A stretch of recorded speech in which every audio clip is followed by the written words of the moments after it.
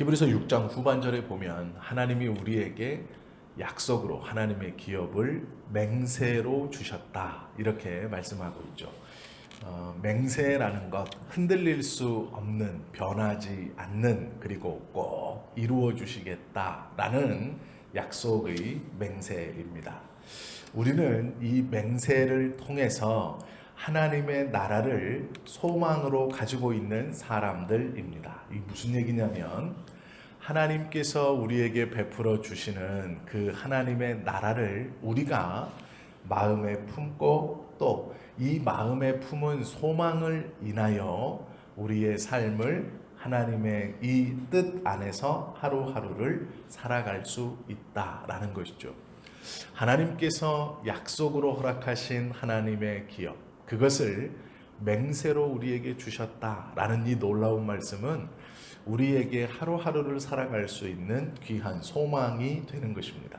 19절 말씀에 보면 이 소망을 설명하면서 한 가지 우리가 좀 익숙한, 저에게는 익숙한 그러한 단어를 하나 더 사용하고 있습니다. 19절 말씀은 이렇습니다. 우리가 이 소망을 가지고 있는 것은, 여기서 말씀하시는 이 소망은 하나님이 약속의 보증으로 주신 하나님의 나라입니다. 맹세로 우리에게 허락해 주신 것이죠. 그 소망을 가지고 있는 이유가 있습니다. 있는 것은 영혼의 닷 같아서 튼튼하고 견고하여 휘장 안에 들어가나니 라고 히브리서 6장 19절에 말씀하고 있죠. 영혼의 닷이라는 표현을 하고 있습니다. 하나님이 맹세로 보증하신 하나님의 나라를 우리가 가질 수 있는 소망은 하나님이 거짓말 하실 수 없고 또 맹세하신 분이기에 꼭 지키시는 우리에게 주신 것인데, 그것을 우리가 어떻게 품고 갈 수 있느냐에 대한 설명입니다. 즉 약속을 받고 그 약속을 마음에 품고 하루하루 그 약속이 이루어짐의 소망을 무엇으로 알 수 있느냐라는 것이죠. 그때 이 히브리서 저자는 닷이라는 표현을 합니다. 그 닷이 어떤 닷이냐면 튼튼하고 견고하여 휘장 안에 들어가는 닷이라고 말하죠.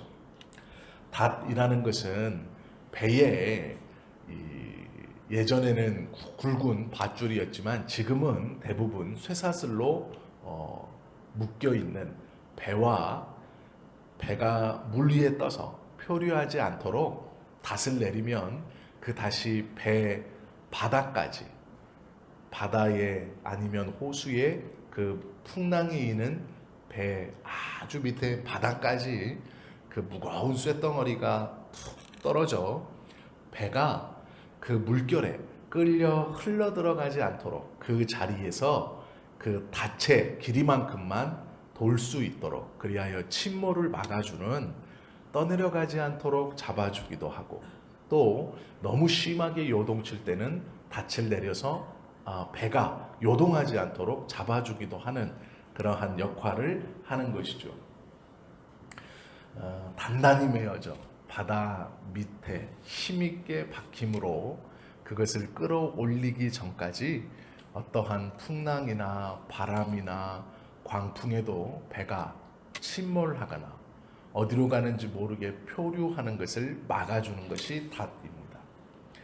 이 닷이라고 설명하면서 하나님의 약속의 기업을, 하나님의 하늘의 약속의 기업을 우리가 소망으로 품고 있을 수 있는 이유는 우리에게 이 닷이 연결되어 있는데, 이 닷의 연결로 말미암아 우리는 이 소망, 하나님의 나라에 대한 소망을 어떠한 바람이나 어떠한 광풍에도 흔들리지 않고 견고히 붙들어갈 수 있다라는 설명이죠.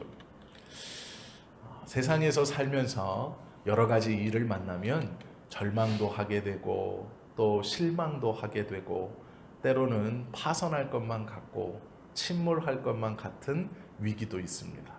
모든 것이 끝났다라고 생각할 때도 있습니다. 또 너무 큰 슬픔에 다시 항해할 수 있을까? 내가 이 삶의 바다를 다시 갈 수 있을까라는 두려움에 쌓이기도 합니다. 세상은 바다와 같죠. 그러나 이 거센 바다와 같은 세상에 우리는 이 튼튼한 닻으로 말미암아 안전하다 말씀하고 있는 겁니다. 하나님의 약속은 우리에게 튼튼하고 견고한 영혼의 닻이 되어서 그 영혼의 닻이 하나님과 잘 붙어 있음으로 말미암아 우리가 소망을 품을 수 있는 것이죠. 휘장 안까지 들어간다라는 말은 이 휘장은 지성소를 의미합니다. 성전 안에 있는 지성소까지 들어가기에 합당하다. 그 이유는 이 지성소 안에는 멜기세덱의 반차를 쫓아 우리의 영원한 대제사장 되시는 예수님께서 먼저 들어가셔서 우리가 들어갈 수 있는 길을 활짝 열어놓으신 이후로 우리도 그 지성소 안에 들어갈 수 있다라는 설명입니다. 우리의 소망은 물거품처럼 사라지는 것이 아니죠. 우리의 생애의 시련과 고난은 의미가 있는 것입니다. 아무런 의미 없이 우리가 어렵고 고통받고 아픔 가운데 있는 것은 절대로 아닙니다. 우리의 삶이 시련과 고통으로 인하여 이리저리 움직여 다니는 망망대에 떠 있는 배와 같을지라도 우리에게 이 닻이 튼튼히 연결되어 있으므로 결국에는 우리 예수님께서 먼저 들어가셔서 길을 내어 주신 그 하나님께서 임재하시는 상징인 지성소에까지 우리도 이루게 해 주실 것입니다. 이것이 예수님께서 우리에게 베풀어 주신 너무나 놀라운 은혜이죠. 바울은 로마서 8장에 이 놀라운 은혜에 대해서 절대로 끊어지지 않고 이 지성소까지 무사히 들어갈 수 있는 이 하나님의 기업을 소망을 품고 갈 수 있는 이유에 대해서 예수님께서 멜기세덱의 반차를 쫓아 대제사장이 되어 지성소에 먼저 들어가 주셨다는 의미를 어떻게 표현하냐면 이렇게 표현합니다. 누가 우리를 그리스도의 사랑에서 끊으리요 환난이나 권고나 생명이나 천사들이나 권세자들이나 현재일이나 장래일이나 능력이나 높음이나 기품이나 기근이나 적신이나 위험이나 칼이랴 내가 확신하노니 사망이나 생명이나 천사들이나 권세자들이나 현재일이나 장래일이나 능력이나 높음이나 기품이나 다른 아무 피조물이라도 우리를 우리 주 예수 그리스도 안에 있는 하나님의 사랑에서 끊을 수 없으리라 말씀하고 있죠. 튼튼한 닷으로 묶여 있기에 그것은 어떠한 환경적 요인으로도 끊을 수 없다라고 말씀하신 것이죠. 요한복음 5장 24절에 이렇게 예수님께서 친히 말씀하셨습니다. 우리는 영생을 얻었고 이미 사망에서 생명으로 옮겨졌다. 그 뒤에 내 아버지는 만유보다 크심에 누구든지 아버지 손에서 빼앗아 갈 자가 없다라고 선언해 주십니다. 즉 이 튼튼한 영혼의 닻으로 매여 있어 약속하신 그곳에 갈 때까지 우리가 하나님의 사랑에서 끊쳐짐도 예수님의 사랑에서 끊쳐짐도 있을 수 없다라는 것이죠. 때로는 이리저리 움직이는 것 같고 큰 파도에 휩쓸리는 것 같은 어려운 상황을 직면할 수도 있습니다. 또 눈앞에서 광풍이 일어 두려움에 쌓일 수도 있습니다.